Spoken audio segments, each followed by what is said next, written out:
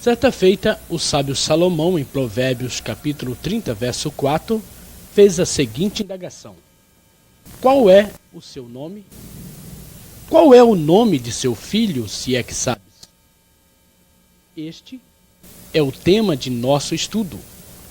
Queremos também perguntar a você, telespectador: sabes qual é o nome que salva? A partir deste momento, adentraremos através deste tema neste estudo em vídeo e queremos que você conheça a verdade que liberta.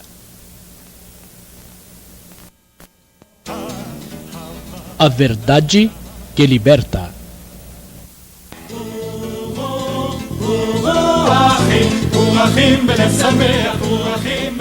Nesses dias do tempo do fim, vivemos a grande expectativa da volta do Salvador. E como foi predito na palavra do Altíssimo, o amor de muitos se esfriaria, a apostasia se manifestaria no coração de muitos.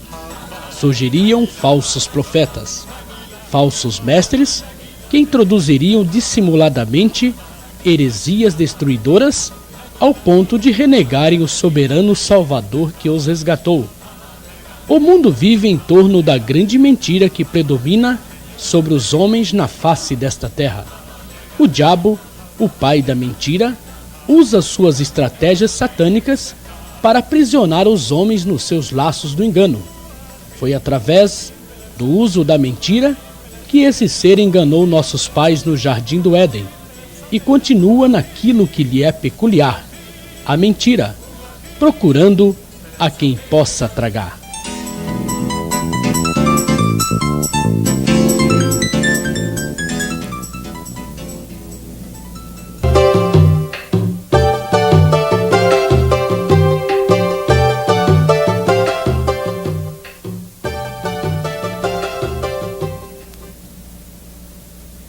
Qual a origem das escrituras existentes no Brasil? As escrituras usadas em nosso país é de tradução das versões gregas e latinas, a chamada Vulgata, que quer dizer versão vulgar.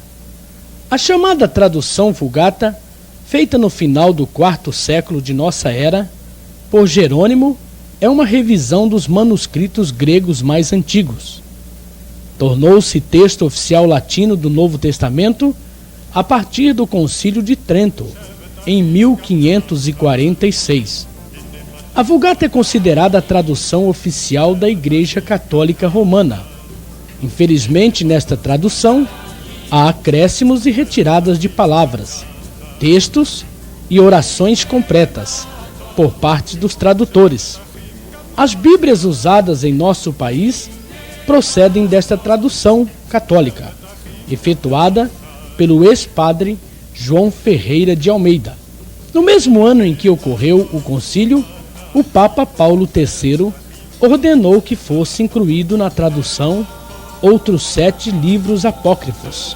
São eles: Livro de Tobias, Judite, Livro da Sabedoria, Primeiro Macabeus, Segundo Macabeus, Eclesiástico e o livro de Baruque. Apócrifos quer dizer não inspirados.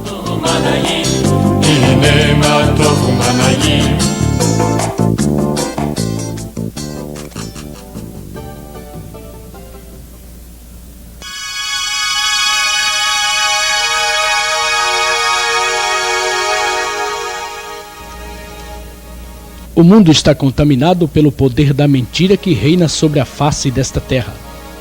Qual foi a origem dessa grande apostasia? O apóstolo Paulo, em seus dias, já declarou: já o mistério da injustiça opera.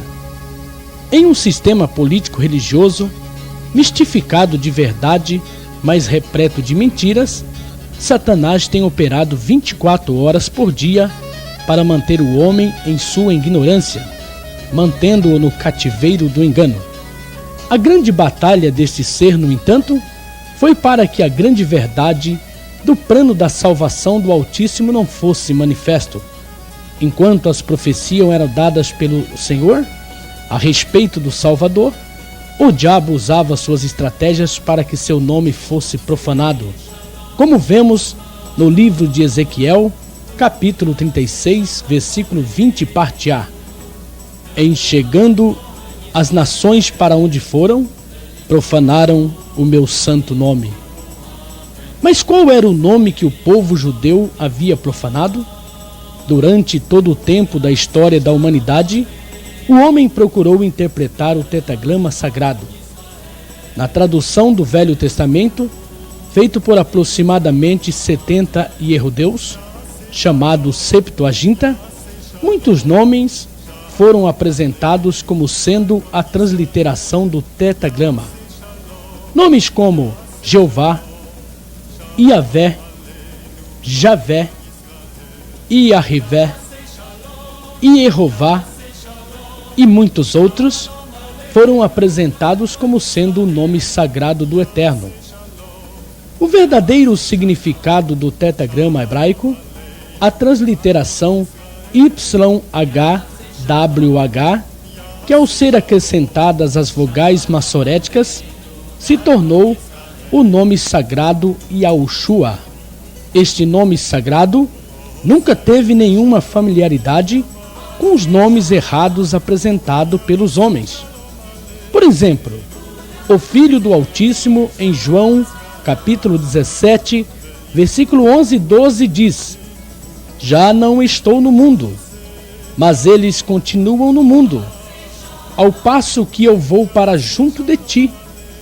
Pai Santo, guarda hoje no teu nome que me destes. No versículo 12, parte A, lemos: Quando eu estava com eles, guardavas-o no teu nome que me deste. O Salvador nos revela aqui que seu Pai deu seu nome sagrado para ele. O nome do Pai está no Filho, e o do Filho está no Pai.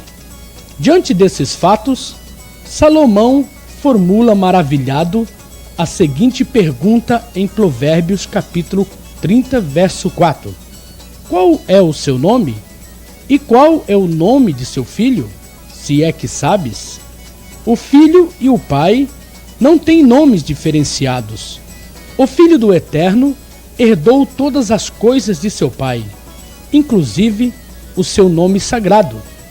Iremos agora penetrar no âmago deste mistério maravilhoso, o mistério de seu nome sagrado, vocalizado pelos anjos em seu nascimento, e que por obra do maligno os homens o rejeitaram.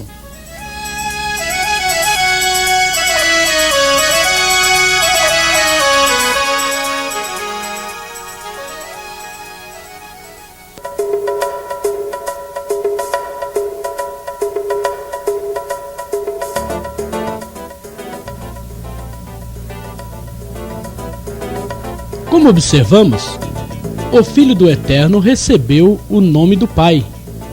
No entanto, um trama diabólico estava se estruturando para fazer com que esta verdade não se fizesse conhecida. O Altíssimo, em sua onisciência, sabia que a antiga serpente, o diabo, estava a lutar para que seu nome sagrado não fosse conhecido.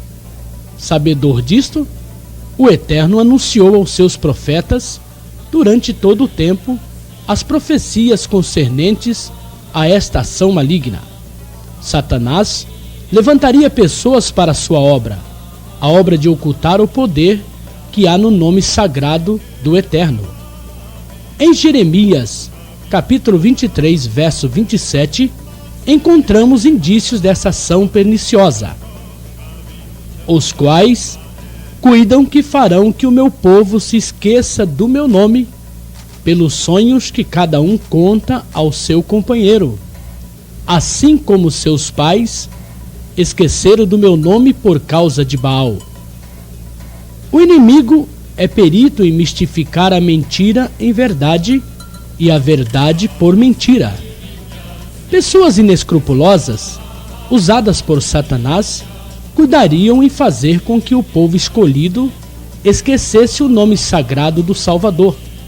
Porém, as coisas não ficariam apenas em fazer esquecer o nome sagrado. Audaciosamente, o inimigo agiu, mudando o nome verdadeiro do Filho do Altíssimo. É o que vamos ver a seguir.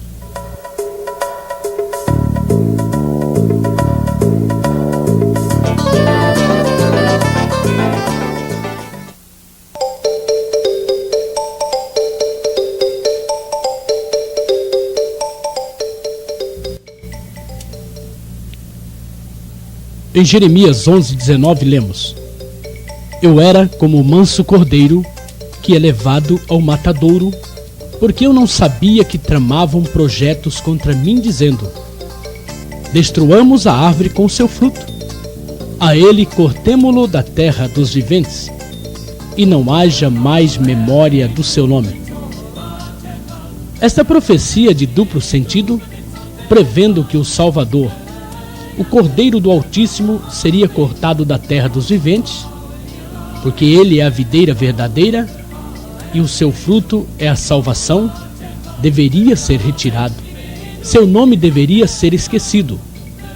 Contemplamos aqui nessa profecia do profeta Jeremias exatamente o que aconteceu há quase 2000 anos atrás. Mataram o Machia, o ungido, o Messias do Eterno, como profetizou também o profeta Daniel no capítulo 9, versículo 26. Será morto o Machia, e sobre as asas da abominação virá o assolador. Já observamos anteriormente que o filho tem o mesmo nome que o pai, um nome hebraico. Vamos analisar o texto da aparição do anjo a Iosef, chamado pelos romanos e cristãos de José. Vamos analisar no capítulo 1, versículo 21 do livro de Mateus. Ela dará à luz um filho, e lhe porás o nome de Jesus, porque ele salvará o seu povo dos pecados deles. Segundo as Bíblias de tradução romana, a Vulgata, o nome que o anjo falou foi Jesus. Mas se ativarmos nosso raciocínio para alguns detalhes deste texto, veremos que o anjo não poderia ter dito que o Salvador se chamaria pelo nome de Jesus. Por quê? Porque José era Iarrodeu, da casa de Davi. Sua língua original era o hebraico, como era também o de sua esposa Miriam, ou Maria. Ela também era uma judia. Quando o anjo vocalizou o nome do Salvador a Iosef, a José, o disse na língua que Iosef entendia que era o hebraico, e não um nome grego-romano, até porque o livro de Mateus foi escrito originalmente na língua hebraica, e não poderia, na escrita original, ter um nome grego para o Salvador, que é judeu, como as Bíblias de nossos dias mostram. O nome vocalizado a Miriam e a Iosef foi o único nome que o Salvador tem, que é o nome hebraico Yahushua HaMashiach, o nome que está nos originais, como é o caso do texto citado de Mateus, que se encontra na biblioteca de Cesareia. O anjo jamais poderia ter proferido este nome grego, Jesus Cristo, a José, porque José era Iarrodeu e somente compreendia sua língua, que era o hebraico. O nome verdadeiro Yahushua é confirmado no comentário de rodapé da Bíblia Vida Nova, traduzida pelo padre João Ferreira de Almeida, da editora SR Edições Vida Nova. No Atlas Enciclopédico Internacional, editora Michelane, página 69, também encontramos o nome sagrado. Na Bíblia Sagrada de tradução do padre Antônio Pereira de Figueiredo, página 1061, a respeito do texto em pauta, encontramos ali o nome sagrado Yahushua. A seguir, nome próprio pode ser mudado?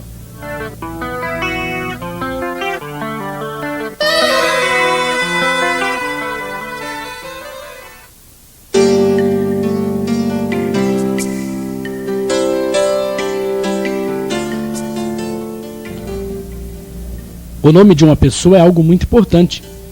O nome expressa e identifica uma pessoa, sua personalidade.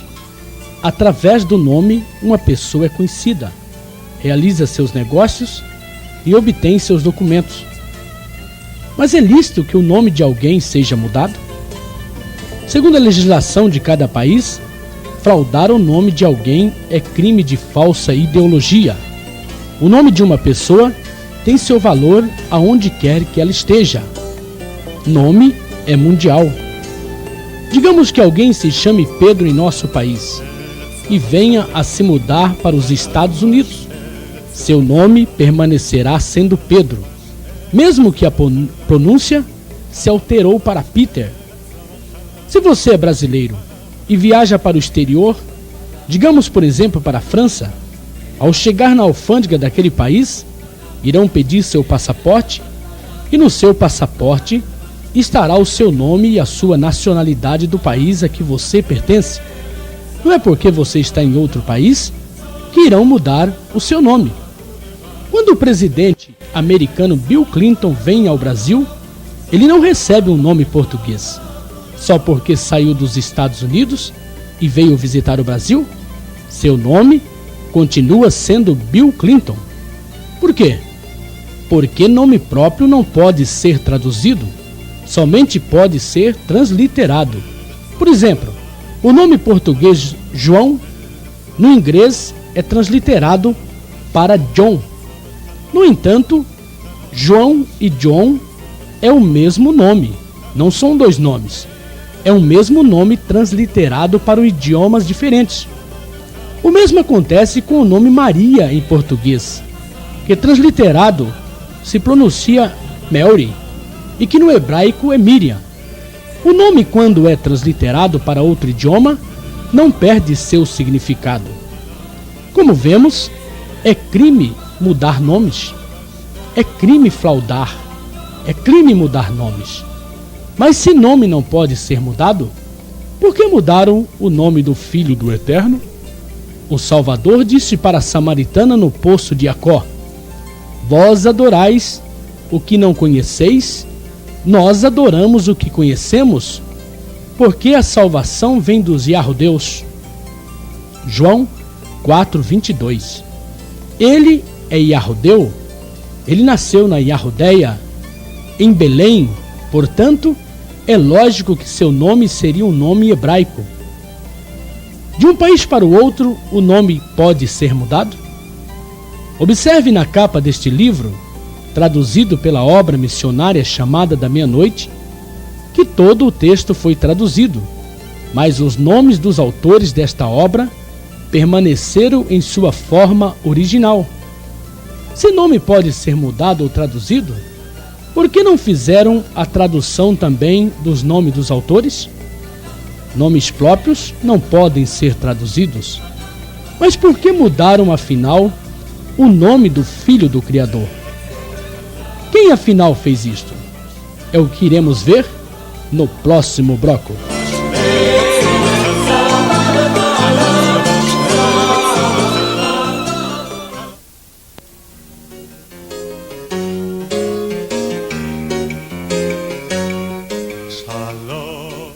A Grécia é um país situado no sudeste da Europa. Citadas nas Escrituras sobre os títulos de Javã e Quintim, em Zacarias 9:13, se anuncia que os judeus fariam oposição aos gregos. Porque para mim curvei Yehudá como um arco, e o enchi de Efraim, suscitarei a teus filhos, ó Sião, contra os teus filhos, ó Grécia, e te porei, ó Sião, como a espada de um valente. Os gregos eram um povo politeístas, adoravam em torno de 30.000 deuses e tinha como seu deus maior a Zeus. A Grécia é também citada nas profecias contidas no livro de Daniel, capítulo 8, verso 5. Estando eu observando, eis que um bode vinha do ocidente sobre toda a terra, mas sem tocar no chão. Este bode tinha um chifre notável entre os olhos. A Grécia é este bode profético. O chifre notável é o general Alexandre, intitulado o Grande. Os gregos, pela sua grande tendência idolátrica, foram os grandes fraudadores das escrituras e do nome sagrado. Este povo, os primeiros a traduzirem dos originais hebraico as escrituras para seu idioma, substituíram o verdadeiro nome Yahushua por um nome grego Jesus, nome este atribuído ao deus maior da Grécia, o Zeus mitológico. Clemente, Atanásio e Orígenes foram os copistas das escrituras hebraicas para a língua grega. Em Atos capítulo 17, versículo 16, o apóstolo Paulo, ao chegar em Atenas, capital da Grécia, se deparou ali com uma idolatria terrível. O versículo diz: enquanto Paulo os esperava em Atenas, o seu espírito se comovia em si mesmo, vendo a cidade tão entregue à idolatria. Infelizmente, os copistas gregos não foram fidedignos nessa tradução e vilipendiaram o nome sagrado do Salvador. E onde encontramos nas traduções atuais o nome grego romano Jesus Cristo, deveria estar o nome hebraico Yahushua HaMashiach.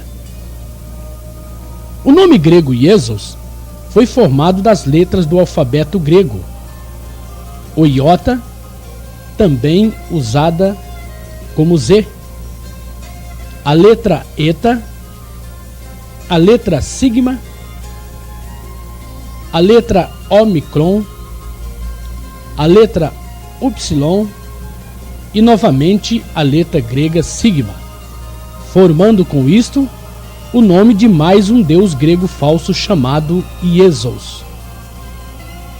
Por serem politeístas, adoradores de muitos deuses, em torno de 30.000, os gregos não eram simpatizantes do povo do Criador, os israelitas, que eram monoteístas, adoradores de um único Senhor. Ao fazerem a tradução para seu idioma e se depararem com o nome original de Yahushua, trocaram-no pelo nome do deus mitológico grego Jesus, nome criado para homenagear o deus maior Zeus dos gregos. A seguir, iremos observar que outro povo deu continuidade a esta grande fraude.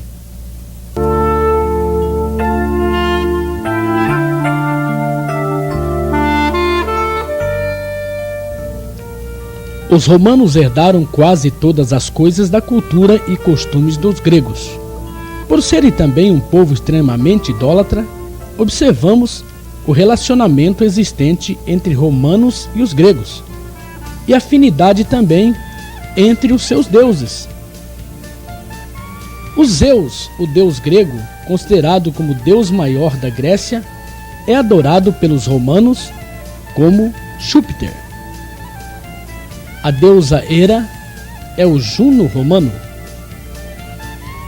Ares, o deus da guerra, é o deus romano Marte. A deusa grega Ártemis é a Diana dos romanos, citadas muitas vezes nas escrituras. Os deuses dos gregos e romanos estavam por toda parte, nos céus, na terra, no mar e nas profundezas da terra. Nos primeiros 400 anos de nossa era, conforme observamos na matéria da revista Super Interessante de abril de 1996, Como Proteger o Mito da Verdade, os católicos romanos rezavam suas missas na língua grega, usando a tradução grega com o nome falso do Filho do Eterno. Isto explica porque nesses primeiros 4 séculos a influência dos deuses gregos foi tão constante nas missas do catolicismo. Durante a vida dos apóstolos, a igreja permaneceu relativamente pura, mas pelo fim do 2º século, a igreja começou a tomar nova forma. Ao desaparecer a primitiva simplicidade, os primeiros discípulos baixaram ao túmulo. Seus descendentes junto com os novos adeptos, puseram-se à frente da causa e a remodularam. E para se ter um número de conversos razoáveis, abriram as portas largas do favoritismo espiritual e, como resultado, uma inundação pagã invadiu a igreja, trazendo seus costumes, práticas e ídolos. Não precisamos forçar a memória para observarmos a performance do resultado catastrófico que tudo isso causou. O Brasil é um exemplo disto. Mais da metade das cidades brasileiras são consagradas aos ídolos adorados e venerados pelo catolicismo romano. Quando a cidade não é batizada com o nome dos ídolos, colocam-na debaixo de padroeiros. O nosso país, por exemplo, está debaixo da maldição de um ídolo. O Brasil não tem senhor, tem senhora. A Bíblia diz: bem-aventurado é a nação cujo Criador é o Eterno. Ou seja, nessas traduções, bem-aventurado é a nação cujo Deus é o Senhor. O sistema da mentira colocou nosso país debaixo da maldição da idolatria, debaixo do ídolo de Aparecida do Norte, que boa parte dos brasileiros a tem como sua padroeira. O Brasil é o único país que tem 365 ídolos para os 365 dias do ano. Em uma de nossas principais cidades, o Rio de Janeiro, temos como cartão de visita um enorme ídolo, o chamado Cristo Redentor, que não fala, que não anda, que não ouve, e se pudesse falar, estaria a dizer: bem-vindo ao país da idolatria.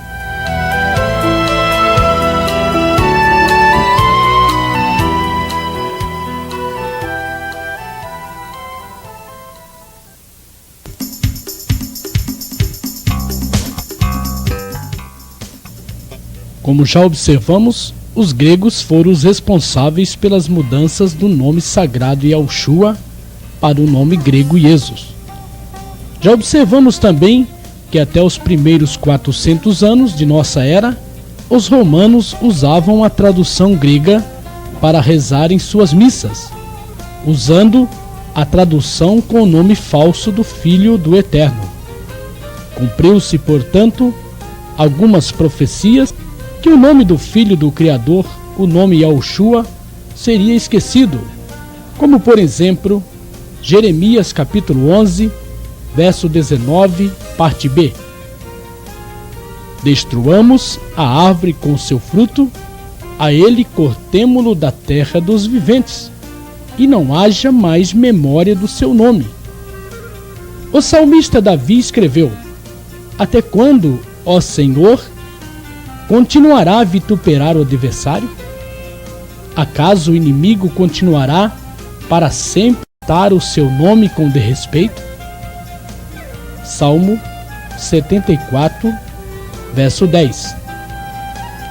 O Criador em Jeremias, capítulo 34, verso 16, parte A, diz: mudaste, porém, e profanaste o meu nome, fazendo voltar cada um o seu servo e cada um a sua serva. Vamos ver no livro do profeta Ezequiel, capítulo 43, verso 8, parte B.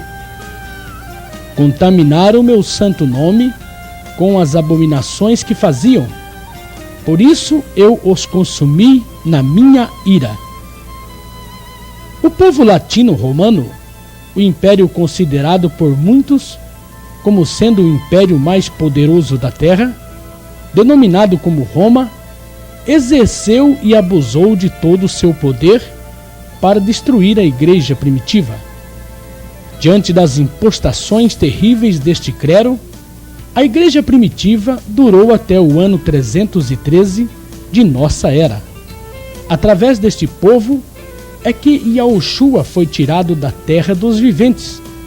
A cidade e o santuário foi destruído por este povo no ano 70, através do general Tito e dos exércitos romanos.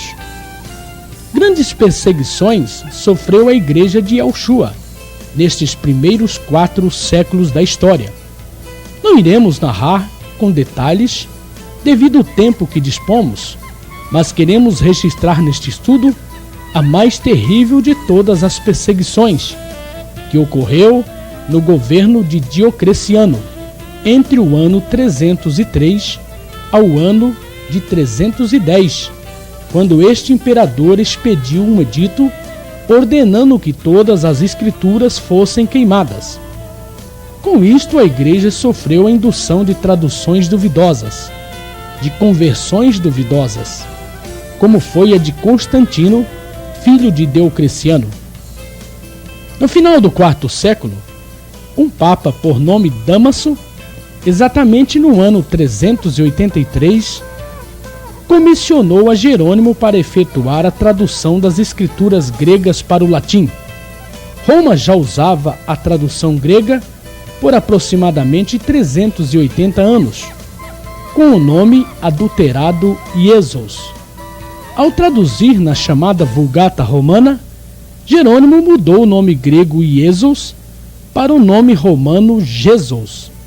Observamos que, ao ser traduzido para a língua romana, o nome Iesus recebeu o acréscimo da consoante J. Como já vimos, em nosso país, as Bíblias aqui usadas têm procedência na tradução Vulgata Latina. Como surgiu o nome Jesus? Qual a sua origem?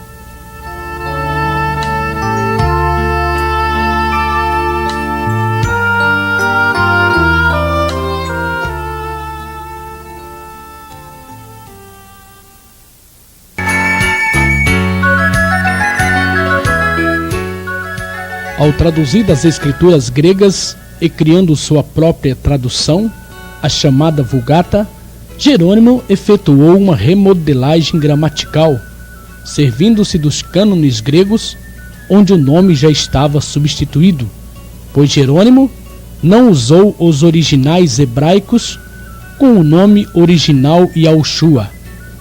Como vimos há pouco, a consoante J foi acrescentado ao nome grego Iesus.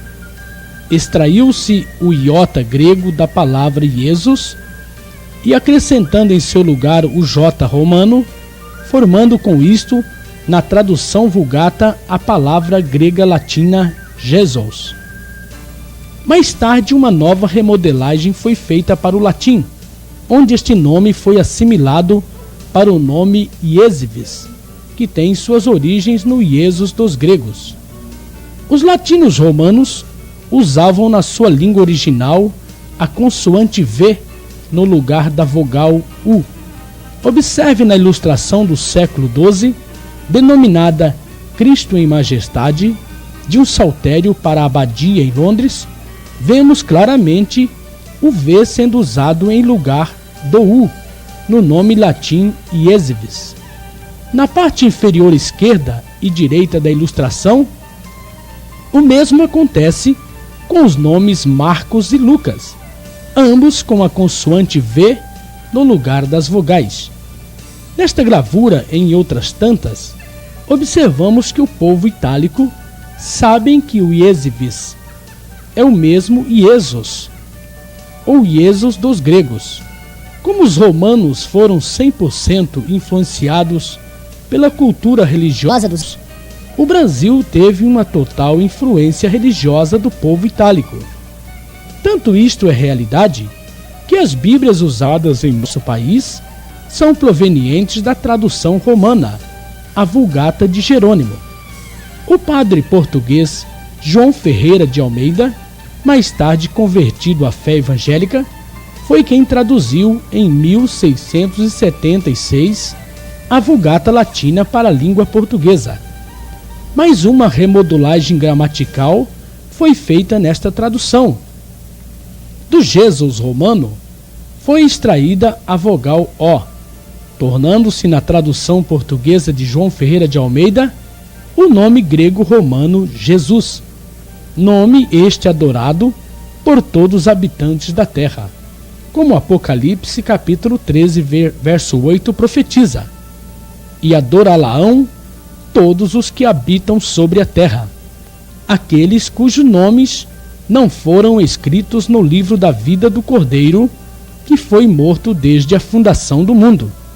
O nome Jesus foi traduzido para o Brasil pelo catolicismo romano, através dos jesuítas, ou membros da Companhia de Iesu, ou Companhia de Jesus, conforme você observa nesta matéria do livro História das Grandes Literaturas. No dicionário enciclopédico ilustrado Formar, lemos na página 1714, no item Jesuítas religiosos da Companhia de Jesus, ordem religiosa fundada por Inácio de Loyola em 1534. Através dos jesuítas, quando aqui estiveram na época do descobrimento do Brasil, trouxeram o nome falso do ídolo grego Iesos na forma de Jesus para que aqui fosse adorado. Veja a cronologia das mudanças que ocorreu desde os primórdios de nossa era. Yaoshua, o nome original, vocalizado pelo anjo a Yosef e Miriam e pelo próprio Filho do Eterno a Saulo de Tarsis no caminho de Damasco. Em Atos 26:14. Iesus e Iesos, nome mudado pelos gregos. Jesus e Iesves, nome mudado pelos romanos, através de Jerônimo e sua Vulgata.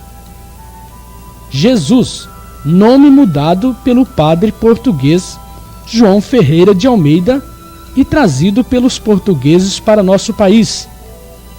A seguir, veremos por que o Filho do Eterno nunca se chamou Jesus Cristo.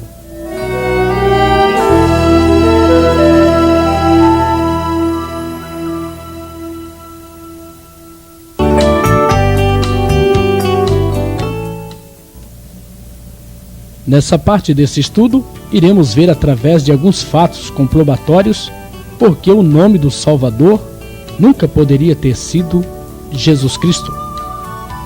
Começaremos em dar uma rápida olhada no alfabeto hebraico, o alfabeto dos Yahudins, ou seja, dos judeus. Observe a forma em vermelho original e a sua transliteração para a nossa língua. Observe as consoantes de nosso alfabeto, que equivale às consoantes do alfabeto hebraico, quando transliterado. Olha a equivalência. O B, o G, o D, o H, o V, o Z, o H, o M, o N, o S, o T, o Y, o K, o L, o P, o C cedilha, o Q, o R, o S e o T. Você observou que nas consoantes de nosso alfabeto, quando transliterado do alfabeto judaico, não existe a consoante J. Em outras palavras, o alfabeto hebraico não tem J. Como pode, então, o Filho do Eterno ter um nome começando com a inexistente consoante J? Como pode o Filho do Eterno ter se chamado Jesus Cristo, se, como vimos no hebraico, não existe o som nem a consoante J? Para reavivar nossa memória, em uma das matérias anterior, observamos que foi o povo latino-romano quem introduziu a consoante J no nome grego Iesos. O nome Jesus é uma unificação do J do deus romano Júpiter com o deus grego Esos. Não encontramos em qualquer momento a consoante J em nenhuma escrita hebraica, a não ser nas traduções mentirosas dos romanos itálicos. Por exemplo, uma das grandes provas das muitas fraudes efetuadas é o nome da cidade de Jerusalém, a Cidade Santa, que na realidade nunca foi escrito com J. O nome verdadeiro dessa cidade é Yahushalai, sem o J romano. Por que é Yahushalai e não Jerusalém? Porque Daniel, no capítulo 9, verso 18, parte A, diz: Inclina, ó Senhor meu, abre os teus ouvidos e ouve. Abre os teus olhos e olha para a nossa desolação e para a cidade que é chamada pelo teu nome. Ainda no versículo 19, parte B, do mesmo capítulo, lemos: Ó Eterno meu, porque a tua cidade e o teu povo são chamados pelo teu nome. Veja ainda 2 Reis 21, verso 4, parte B. Mas qual é o nome do Eterno? Iá é o nome do Altíssimo. Esse nome se encontra no nome da cidade santa e de muitos profetas e patriarcas. Observe o nome da cidade, Yahushalai. Vejamos agora, segundo Crônicas, capítulo 7, verso 14, parte A. Se o meu povo, que se chama pelo meu nome. O versículo anterior que apresentamos, Daniel 19b, observamos que ali se afirma: a tua cidade e o teu povo são chamados pelo teu nome. Vamos verificar aonde essas afirmações se cumprem nas Escrituras? Quando buscamos o significado original em hebraico dos nomes dos personagens bíblicos, nos defrontamos com esta verdade. Apresentaremos alguns nomes para que o telespectador possa assimilar melhor o que temos exposto. Vamos iniciar com o nome do profeta Elias. Na verdade, seu nome em hebraico é Eliahu. Observe o nome do Todo-Poderoso Iá contido no nome de seu profeta, fazendo-se cumprir a palavra. O próprio significado do nome Eliahu já diz tudo: o Eterno é Iá. O mesmo ocorre com o nome de Ezequias, que na verdade é Ityahu, que significa fortalecido por Iá. O nome do Eterno Iá se encontra também no nome do profeta. Veja o nome do profeta Isaías. No original, seu nome é Yashiahu, significando do nome salvação de Iá. Observe ainda nos nomes relacionados o nome do Eterno Iá. No nome romano Jeconias, que na verdade é Iaconiaú, significado Iá é firme. Veja o nome de Jeremias, Irmiyahu. Veja o nome de Joacás, Iahoacás. Veja o nome Joaquim, Iahoiaquim, que quer dizer Iá estabelece. Veja o nome Jonatã, Iahonatan, Iá nos deu. Veja o nome de Josafá, Iahoshafá, Iá julga, quer dizer. Veja o nome de Josias, Yoshiahu, curado por Iá. Veja o nome da cidade Judá, que é Yahodá. Cidade Jodá, que é Yahodá. Se fôssemos ficar enumerando nomes bíblicos onde o nome do Eterno Iá se encontra, ficaríamos o tempo todo desta produção neste empreendimento. Mas a seguir, continuaremos estudando e observando o quão o nome romano Jesus Cristo se perde no descrédito diante das verdades apresentadas que vêm à tona. Iremos agora fazermos um pequeno estudo sobre a parte genealógica, da origem genealógica do Salvador das nossas almas.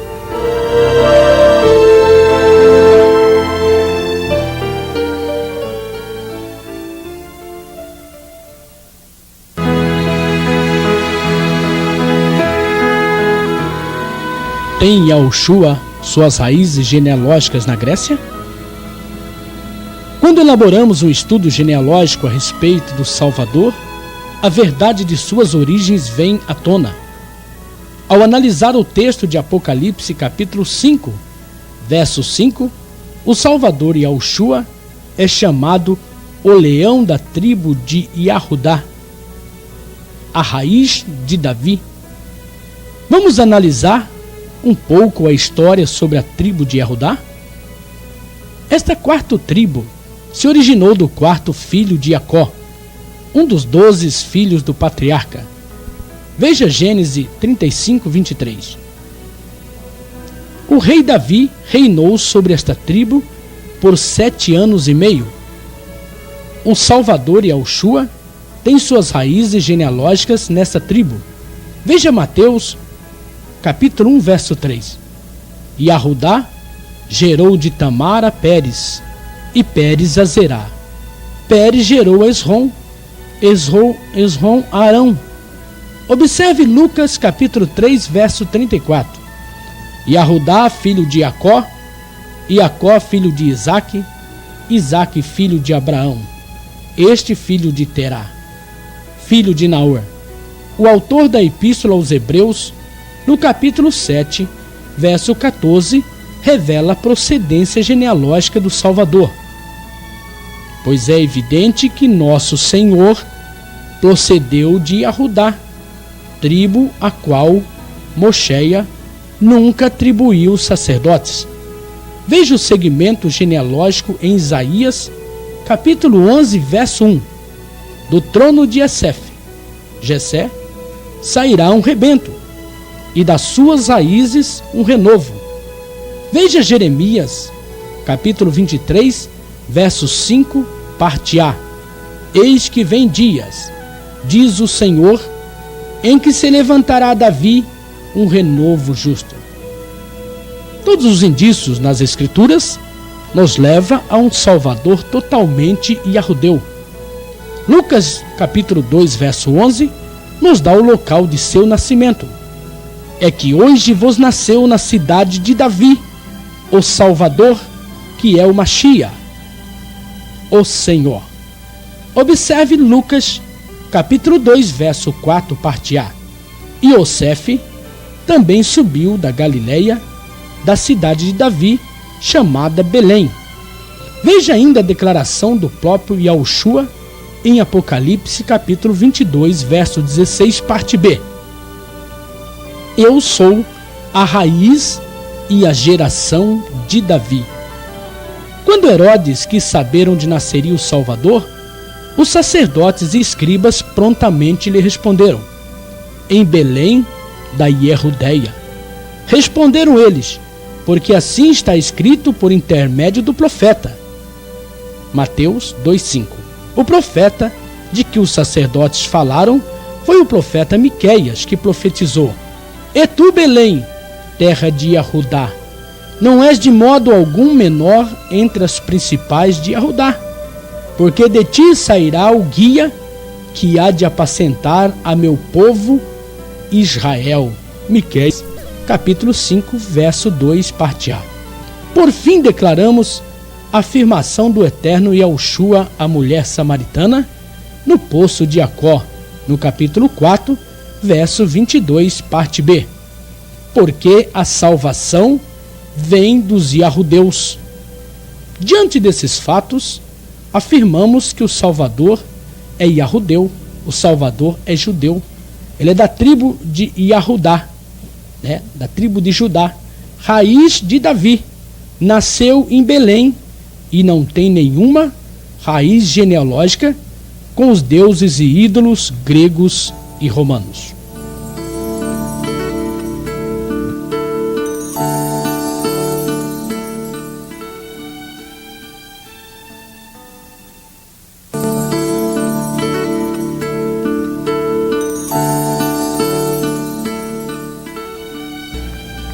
Na igreja primitiva encontramos indícios dentro da própria Escritura que nos primórdios da era de Mashiach, os apóstolos pregaram o nome Yahushua.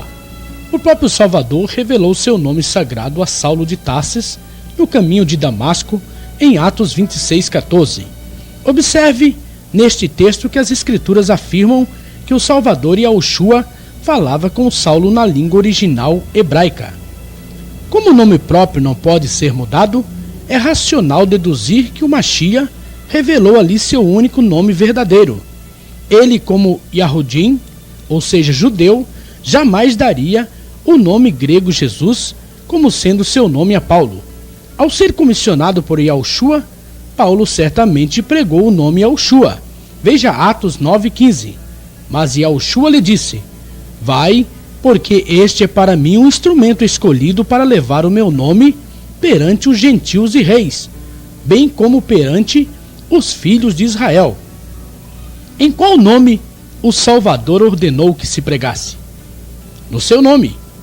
E ele, como israelita, tinha um nome hebraico, o nome Yahushua, a quem Paulo pregou no Areópago de Atena, capital grega. Vejamos o texto de Atos 17:18. Que quer dizer esse tagarela? Parece pregador de estranhos deuses, pois pregava a Yahushua e a ressurreição. Já sabemos que o nome Jesus Cristo é um nome grego-romano. Pergunto então ao amado telespectador: seria um nome grego estranho aos gregos? Se Paulo tivesse pregando o nome Jesus, os gregos teriam-lhe feito as indagações contidas em Atos 17:18? Paulo pregou sempre o nome original e verdadeiro do Adonai Yahushua HaMashiach, e por esse motivo teve debates ferrenhos com os gregos no Areópago. Jesus era um nome familiar aos gregos, porque tem sua origem na Grécia.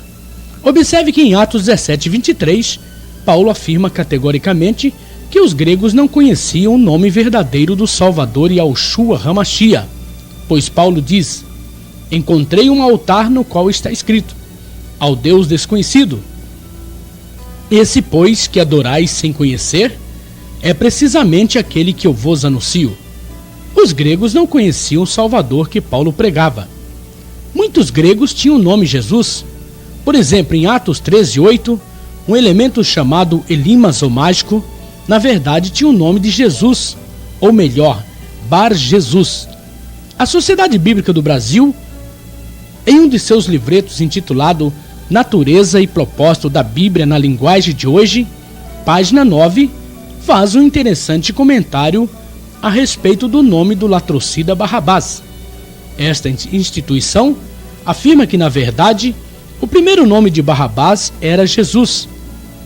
Orígenes, especialista bíblico do IV século, depois desta era, disse que em várias cópias antigas do Evangelho de Mateus encontrava o nome Jesus como sendo o primeiro nome de Barrabás. Diante desse fato, qual teria sido realmente a pergunta de Pilatos à multidão? A quem quereis que eu vos solte? A Jesus chamado Barrabás ou a Jesus chamado Cristo? Não teria sido a pergunta de Pilatos à multidão da seguinte forma: a quem quer que eu vos solte? A Jesus chamado Barrabás ou a Yahushua chamado Machia? Em Atos 11:5, encontramos a afirmação que somente em Antioquia os discípulos pela primeira vez foram chamados de cristãos. Esse texto nos mostra que antes dos discípulos chegarem a Antioquia, na Grécia, eram chamados de outra maneira. Cristão foi um apelido dado aos discípulos pelo grego.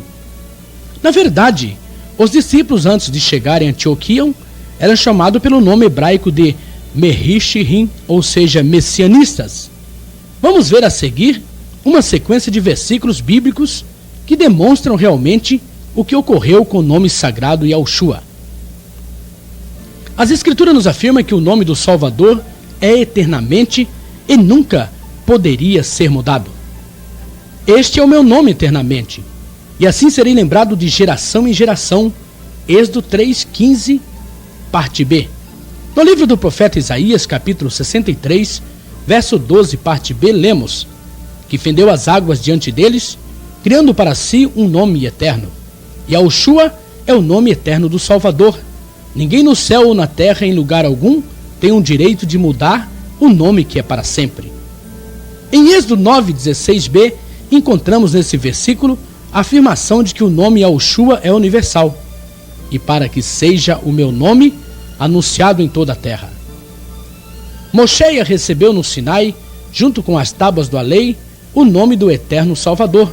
Vamos ver Êxodo 34:5.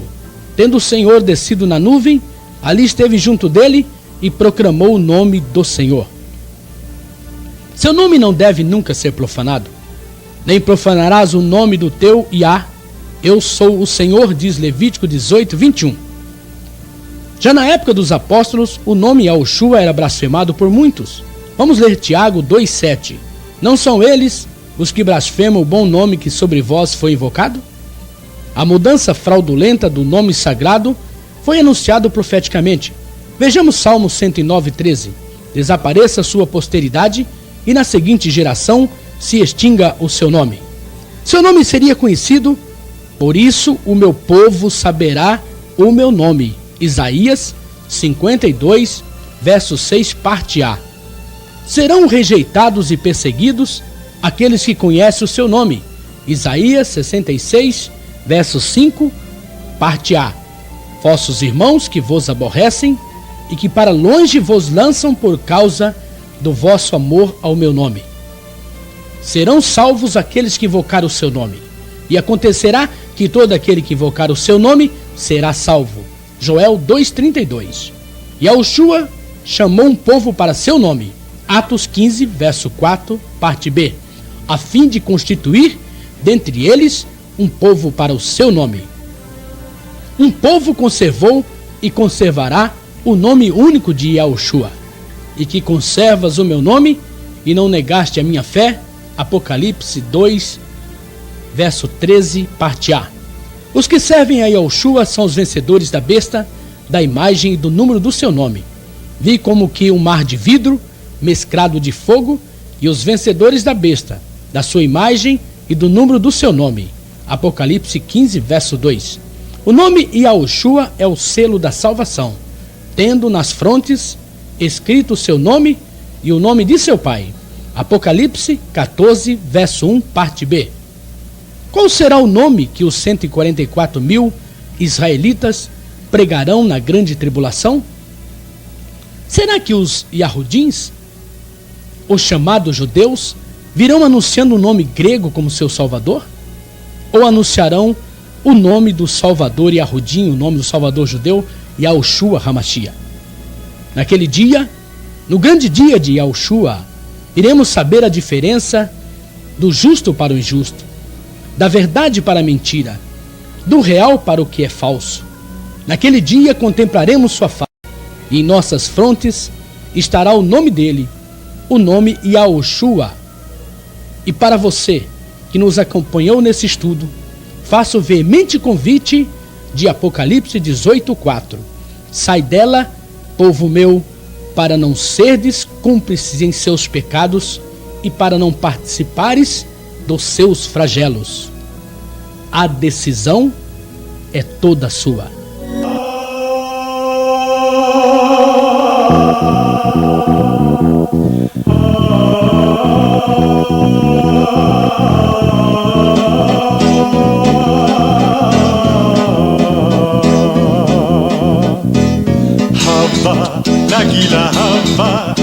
Hava, Nagila venizmecha, Hava, Nagila Hava, Nagila Hava, Nagila venizmecha, Hava negatena, Hava negatena, Hava negatena venizmecha, Hava negatena, Hava negatena, Hava negatena venizmecha.